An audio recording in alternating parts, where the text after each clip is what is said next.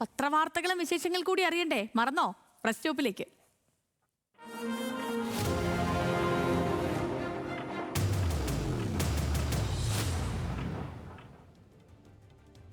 അപ്പോൾ ഇന്ന് പത്രവിശേഷങ്ങൾ പ്രേക്ഷകരിലേക്ക് എത്തിക്കാൻ എനിക്കൊപ്പം ഉള്ളത് ലിജോ വർഗീസ് ആണ്. Lijo Varghese, good morning. Good morning. Good morning. ഉത്രാട ദിനാശംസകൾ. ഉത്രാട ദിനാശംസകൾ. രാവിലെ തന്നെ കോഴിക്കോട് നിന്ന് പ്രസാദേട്ടൻ ഓണപ്പട്ടന്മാരെയൊക്കെ കാണിച്ച് ഭയങ്കര കൗതുകമായി, വളരെ രസകരമായ വിഷ്വലായിരുന്നു. അതൊക്കെ കണ്ട് സന്തോഷമായിട്ടിരിക്കുകയാണ്.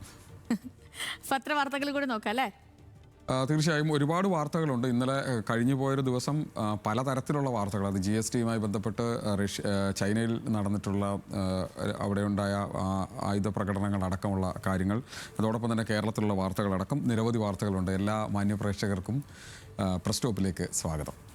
ആദ്യമായി ഇന്ന് മനോരമ പത്രത്തിൽ ഉള്ള വാർത്തയാണ്. ഇന്നലെ നമ്മളെല്ലാവരും നന്നായി കൈകാര്യം ചെയ്ത ഒരു വാർത്തയാണ്. ഇതെന്ത് മുറ പോലീസ് എന്നുള്ളതാണ്. സ്റ്റേഷനിൽ ക്രൂരമർദ്ദനം, ദൃശ്യം പുറത്തു വന്നത് വിവരാവകാശ പോരാട്ടത്തിലൂടെ എന്നുള്ളതാണ്.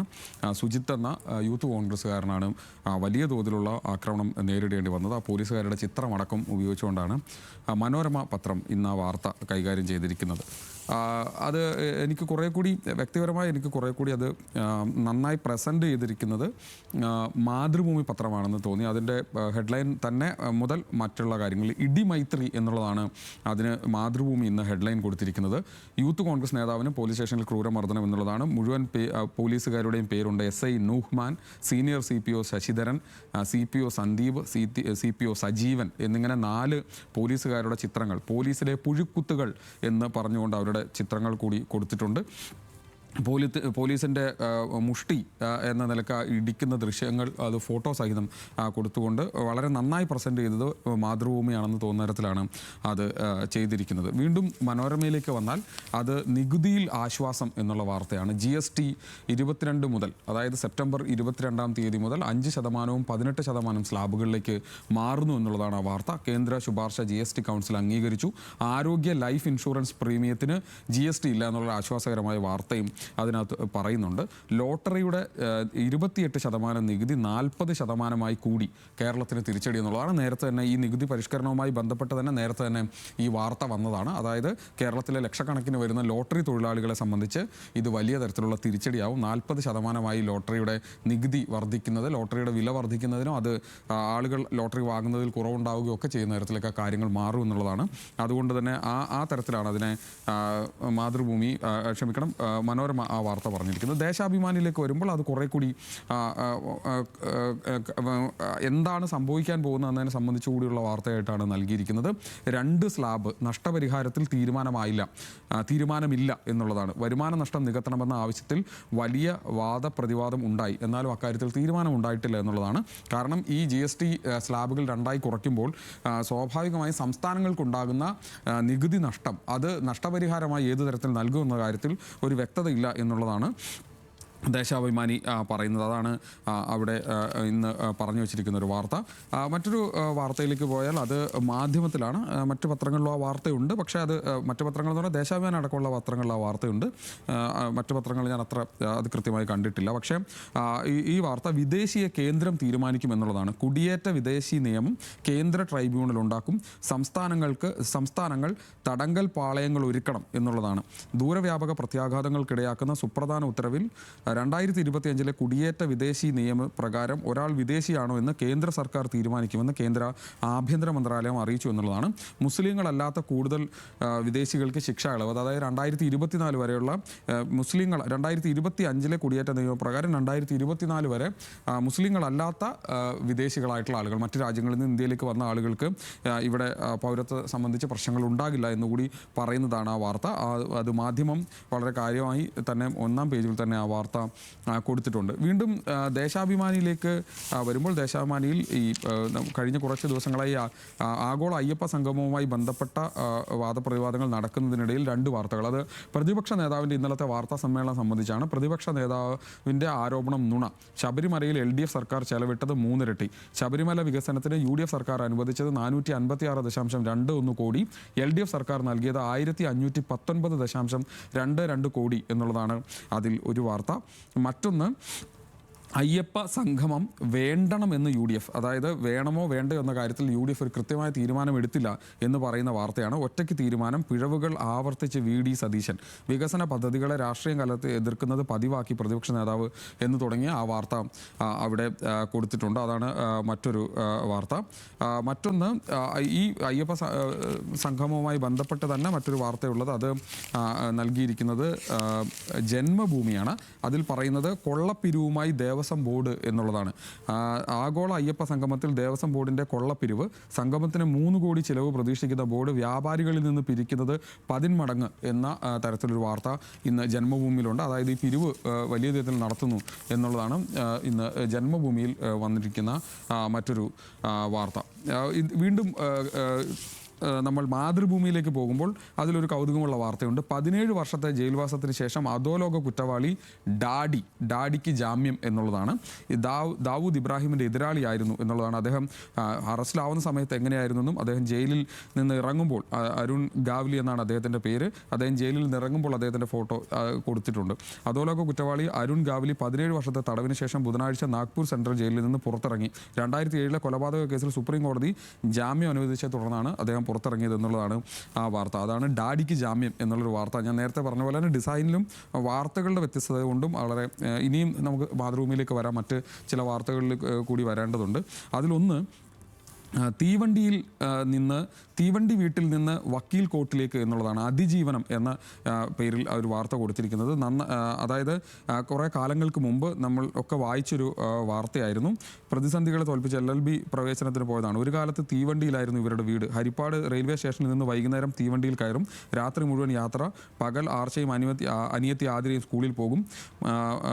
മുട്ടം മുല്ലവക്കുളങ്ങര LP സ്കൂളിലായിരുന്നു പഠനം. അന്ന് ആർച്ച 4ാം ക്ലാസ്സിലാണ്, ആതിര 2ലും. അതിൽ ആ 2 പെൺകുട്ടികൾ ഉണ്ടായിരുന്നു. അത് പണ്ടത്തെ ഒരു പ്രധാനപ്പെട്ട ഒരു വാർത്ത, അല്ലെങ്കിൽ എല്ലാവർക്കും അന്ന് സ്ട്രൈക്ക് ചെയ്തിരുന്നൊരു വാർത്തയാണ്. അതിൽ 2 കുട്ടികൾ, ആ 4ാം ക്ലാസ്സുകാരി ഇപ്പോൾ LLB പരീക്ഷയ്ക്ക് LLB പഠനത്തിനായി ചേർന്നിരിക്കുന്നു എന്നുള്ളതാണ് ആ വാർത്ത. അനിയത്തി ഇപ്പോൾ +1 പഠിക്കുന്നു. അങ്ങനെ 2 പെൺകുട്ടികളുടെ കഥ. അച്ഛനും അമ്മയും അവരെ സംരക്ഷിക്കാൻ പെട്ട പാടായിരുന്നു. അന്ന് മഞ്ജു വാര്യറായിരുന്നു അവർക്ക് ആദ്യം വാടക വീടും പിന്നീട് ഒരു വീടൊക്കെ ഒരുക്കി കൊടുക്കുകയൊക്കെ ചെയ്ത് അവിടെ നിന്നും അവർ രക്ഷപ്പെട്ട ഒരു കഥയാണ് പറയുന്നത്. അതും മാതൃഭൂമി ഇന്ന് 1ാം പേജിൽ തന്നെ കൊടുത്തിട്ടുണ്ട്.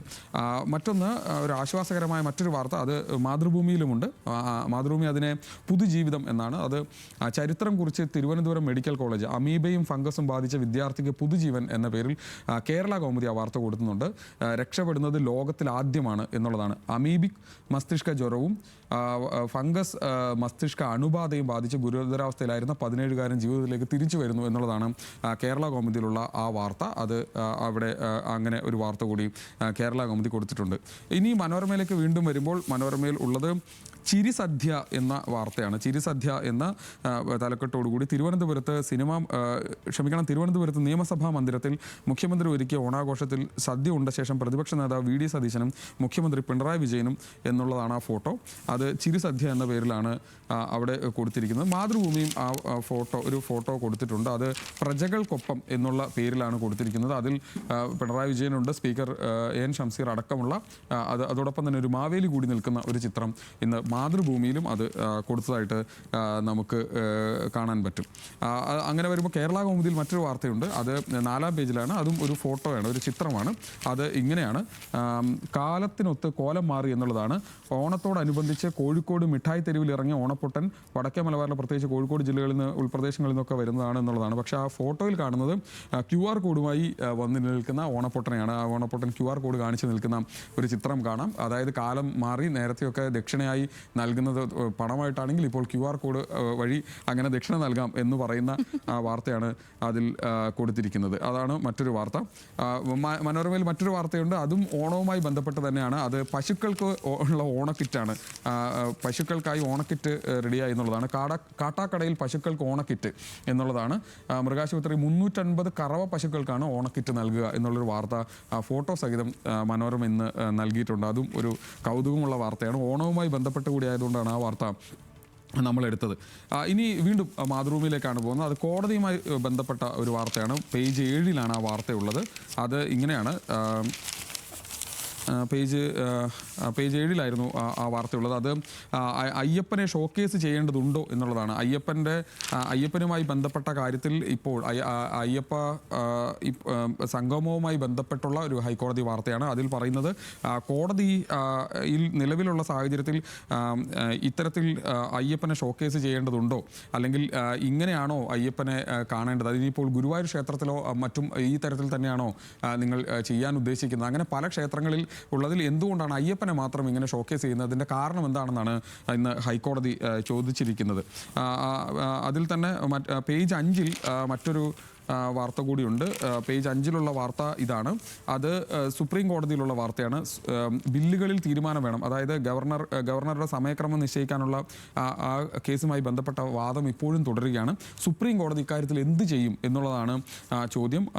അങ്ങനെ പലതരത്തിലുള്ള വലിയ ഭരണഘടനാ പ്രശ്നങ്ങളുള്ള കാര്യങ്ങൾ ഇതിനു മുമ്പ് കേസുകൾ വന്നിട്ടുണ്ടെങ്കിൽ ഇത്രയും സങ്കീർണമായൊരു കേസ് ഉണ്ടായിട്ടില്ല എന്നുള്ളതാണ് ഇപ്പോൾ പറയപ്പെടുന്നത്. അതുകൊണ്ടാണ് ആ വാർത്ത അങ്ങനെ മാതൃഭൂമി കൈകാര്യം ചെയ്തിരിക്കുന്നത്. എന്നാൽ മാധ്യമം ആ വാർത്തയെ കുറെ കൂടി ഗൗരവമായിട്ടാണ് എടുത്തിരിക്കുന്നത്, അല്ലെങ്കിൽ അതിൻ്റെ എന്താണ് സംഭവിക്കുന്നത് എന്നുള്ളതാണ്. അതിൽ ഇന്ന് സംസ്ഥാനങ്ങൾ പറഞ്ഞിരിക്കുന്ന ഒരു കാര്യം മാധ്യമത്തിലെ 7-ാം പേജിലാണ് ആ വാർത്തയുള്ളത്. കേന്ദ്രത്തിൻ്റെ കെണിയിൽ വീഴരുത് എന്നാണ് സുപ്രീം കോടതിയോട് സംസ്ഥാനങ്ങൾ പറഞ്ഞിരിക്കുന്നത്. കർണാടക, ഹിമാചൽ പ്രദേശ്, കേരളം, പശ്ചിമ ബംഗാൾ അടക്കമുള്ള സംസ്ഥാനങ്ങൾ ആ കാര്യമാണ് പറഞ്ഞിരിക്കുന്നത്. അത് കേന്ദ്രത്തിൻ്റെ ഒരു കെണിയാണ് എന്ന നിലക്കാണ് ആ കാര്യത്തെ പറഞ്ഞിരിക്കുന്നത്. മനോരമയുടെ 2-ാം പേജിൽ ഒരു വാർത്തയുണ്ട്. അത് ഒരു വീണ്ടും ഓണവുമായി ബന്ധപ്പെട്ടൊരു വാർത്തയാണ്. കിടിലൻ നൃത്ത ചുവടുകൾ പിന്നെ ചെണ്ട എന്നുള്ളതാണ്. മൂവാറ്റുപുഴ പോലീസ് സ്റ്റേഷനിൽ റൂറൽ ജില്ലാ പോലീസ് മേധാവി എം ഹേമലത പോലീസ് ഉദ്യോഗസ്ഥർക്കൊപ്പം പാട്ടിന് ചൂട് വെച്ചപ്പോൾ എന്നുള്ളത്, ഞങ്ങൾക്കൊപ്പം ഒരു ഡാൻസ് കളിക്കാമോ എന്ന ചോദ്യത്തിന് പിന്നെന്താ പാട്ടിട്ടോളൂ എന്ന് പറഞ്ഞു എന്നുള്ളതാണ്. അവസാനമായി ഒരു കാര്യം കൂടി പറഞ്ഞ് അവസാനിപ്പിക്കാം. അത് മനോരമയുടെ 7-ാം പേജിലാണ്. അത് ഇന്നിപ്പോൾ ലോകം ഞെട്ടി ചൈനീസ് ഷോയിൽ എന്നുള്ളതാണ്. ഭൂഖണ്ഡാന്തര ആണവ മിസൈൽ ഉൾപ്പെടെ പുതുതലമുറ ആയുധങ്ങൾ അവതരിപ്പിച്ചുകൊണ്ടാണ് റഷ്യയുടെ ഇന്നലത്തെ സൈനിക അഭ്യാസം ഉണ്ടായതെന്നുള്ളതാണ്. അതിൻ്റെ കൂടെ തന്നെ മാതൃഭൂമിയിൽ പറയുന്നത് റഷ്യയിൽ നിന്ന് കൂടുതൽ S-400, അതായത് കഴിഞ്ഞ ഓപ്പറേഷൻ സിന്ദൂർ സമയത്ത് ഇന്ത്യയിലേക്ക് വന്ന മിസൈലുകളെ തുരത്തുന്നതിന് S-400 ഉപയോഗിച്ചുകൊണ്ടായിരുന്നു നമ്മൾ അതിനെ നേരിട്ടത്. അത് കൂടുതൽ റഷ്യയിൽ നിന്ന് വരുന്നു എന്നുള്ളതാണ്. അങ്ങനെ മൊത്തത്തിലൊരു ആഗോള സഹകരണം രാജ്യങ്ങൾ തമ്മിൽ മാറുന്നു എന്നുകൂടി അറിയിക്കുന്ന തരത്തിലാണ് ഇന്നലെ ചൈനയിലുണ്ടായ നടപടി. അവിടെ ഇന്നലെ ചൈനയിൽ റഷ്യയിൽ നിന്നും ഉത്തര കൊറിയയിൽ നിന്നും ഭരണ അധികാരികൾ വന്ന് അവിടെ ഈ പ്രകടനങ്ങളെല്ലാം കാണാൻ എത്തിയിരുന്നു എന്നുള്ള വാർത്ത കൂടിയുണ്ട്. ഏതായാലും ഇങ്ങനെ ലോകത്തും രാജ്യത്തും കേരളത്തിലുമായി നിരവധി വാർത്തകളുണ്ട്. ഇനിയും വാർത്തകൾ വരാനുണ്ട്.